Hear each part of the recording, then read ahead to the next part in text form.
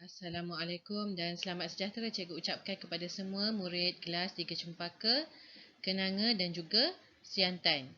InsyaAllah hari ini kita akan sambung semula topik pembelajaran kita bab 2 berkenaan dengan pentadbiran negeri-negeri selat.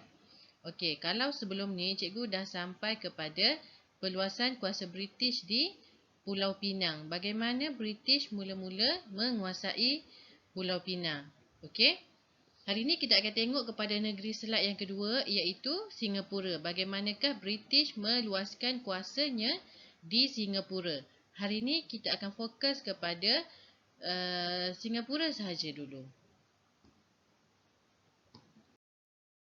Baiklah kelas, kita tengok berkenaan dengan kepentingan Singapura kepada British. Okey, tapi sebelum tu cikgu nak jelaskan selepas sahaja British mendapatkan Pulau Pinang yang kita dah belajar sebelum ni, British dia berusaha untuk mendapatkan wilayah-wilayah lain. Okey. Yang pada asalnya British dah pun menguasai Melaka dan juga Betawi. Tapi masa tu dekat Eropah berlakunya Perang Napoleon. Okey. Bila perang tu tamat saja, Belanda tuntut balik kawasan dia iaitu Melaka dan juga Betawi tadi. Okey. Jadi British dia memerlukan kawasan baru. Jadi dia lantik wakil British melantik wakil iaitu Stamford Raffles dan juga William Farquhar. Okey, nanti kita akan tengok bagaimanakah peranan dua wakil British ni untuk mendapatkan Singapura. Tapi sebelum tu kita tengok dulu apakah kepentingan Singapura kepada British. Yang pertama sekali, British dia memerlukan pelabuhan yang lebih strategik untuk bersaing dengan Belanda. Okay, sebab masa tu Belanda pun sama-sama di alam Melayu. Kemudian, kedudukan Singapura juga dapat mengawal kegiatan perdagangan Selat Melaka dan juga Selat Sunda. Dan yang ketiga, Singapura ni berperanan sebagai pusat pengumpulan hasil-hasil ekonomi alam Melayu. Jadi sebab inilah British nak mendapatkan Singapura. Bagaimanakah cara British mendapatkan Singapura? Kita tengok seterusnya. Okey, kita tengok bagaimanakah kronologi pertapakan British di Singapura.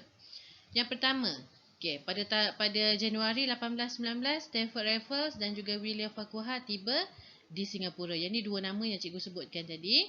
Kemudian, British mengadakan perjanjian awal dengan pentadbir Singapura iaitu Temenggung Abdul Rahman. Okey, Temenggung Abdul Rahman. Tapi Temenggung Abdul Rahman ni menegaskan supaya perjanjian tersebut mesti mendapat pengesahan daripada Sultan. Okey, Sultan Abdul Rahman iaitu pemerintah Kesultanan Johor Riau. Okey. Jadinya bila tengok nampak macam susah sikit dekat situ. Jadi Stamford Raffles ni dia ambil peluang. Dia ambil peluang dengan cara lain iaitu masa tu kebetulan ada isu pewarisan tahta. Jadinya kita tengok bagaimana mereka menggunakan isu pewarisan tahta ni untuk mendapatkan Singapura. Okey, kita tengok kronologinya di sini. Bagaimanakah isu pewarisan tahta Kesultanan Johor Riau ni berlaku. Okey, kita tengok yang pertama atas sekali iaitu Sultan Mahmud Shah mempunyai dua orang putera. Okey, Sultan Mahmud Shah ni dia ada dua orang putera iaitu Tengku Hussein yang merupakan putera sulung ataupun putera yang pertama dan juga Tengku Abdul Rahman iaitu putera bongsu. Ada dua orang putera, tapi pada tahun 1812 Sultan Mahmud Shah tadi mangkat ataupun meninggal dunia. Jadi Tengku Abdul Rahman hadir semasa pemakaman almarhum Sultan di Lingga. Okey, mengikut tradisi bila Sultan mangkat perlu dilantik pengganti yang baru dan pengganti tu mesti ada ketika proses pemakaman. Okey, Tengku Abdul Rahman hadir. Tapi apa yang berlaku? Tengku Hussein yang merupakan putera sulung anak yang pertama tadi tu tidak hadir sebab masa tu Tengku Hussein ada urusan di Pahang. Okey. Jadi disebabkan Tengku Abdul Rahman tadi ada ketika proses pemakaman, Tengku Abdul Rahman inilah yang dilabarkan sebagai Sultan Johor Riau. Okey. Tengku Abdul Rahman ni mendapat pengiktirafan daripada orang-orang Bugis dan juga Belanda. Tengku Hussein yang diketepikan. Jawatan Sultan tadi tu menetap di Riyadh. Okey, berundurlah bawa diri. Okey, jadinya di sinilah bermulanya peranan Stamford Raffles. Okey, dia ambil peluang untuk memujuk Tengku Abdul Rahman tadi. Kita tengok bagaimana dia memujuk Tengku Abdul Rahman. Okey, awal-awal tadi masa yang cikgu cerita masa mula-mula Stamford Raffles dengan William Farquhar tiba di Singapura, dia berjumpa dengan Temenggung Abdul Rahman, kan?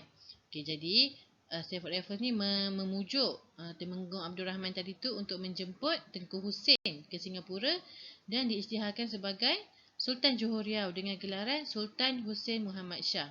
Jadi apa yang berlaku? Sedangkan tadi telah pun dia berlakunya pentabalan Sultan Johor. Tapi sekarang ni Sultan Hussein pula dilantik.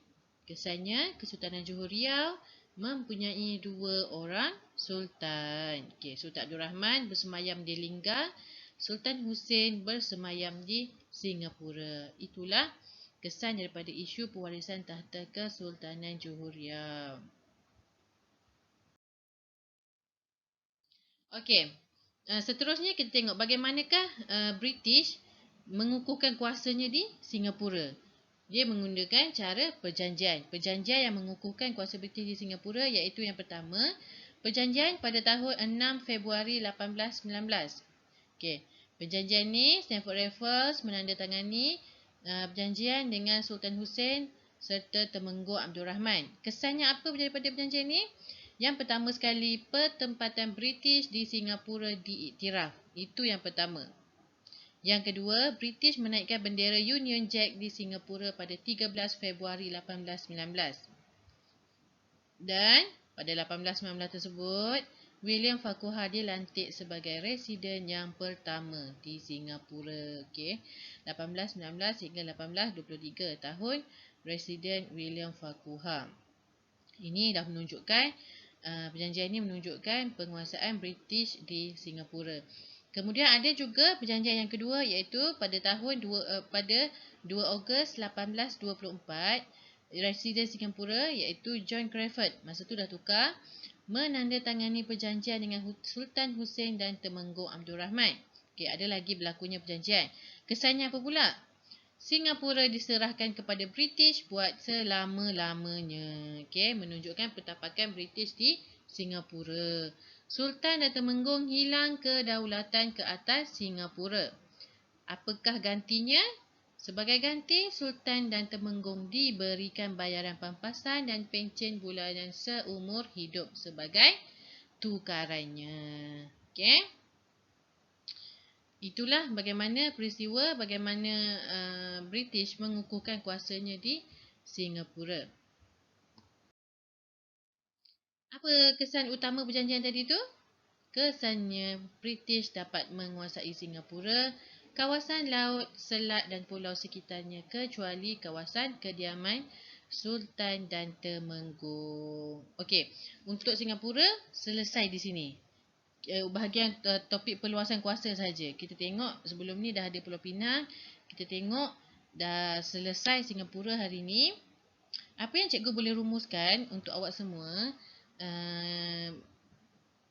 British bijak menggunakan isu-isu yang ada di sesebuah negeri itu untuk mereka meluaskan kuasa ataupun pengaruh mereka.